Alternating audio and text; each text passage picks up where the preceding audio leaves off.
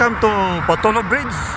This is the bridge that is connecting the city of Surrey to the city of New Westminster across the Fraser River. So this bridge was built in 1937. So this bridge was opened in 1937, almost at the same time that the Golden Gate Bridge of San Francisco was opened. And this is one of the busiest bridge here in the lower mainland, British Columbia, Canada.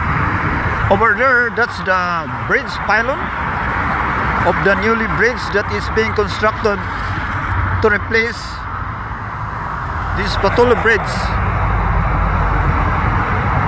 This new bridge is costing about 1.4 billion Canadian dollars, or about 900 million US dollars.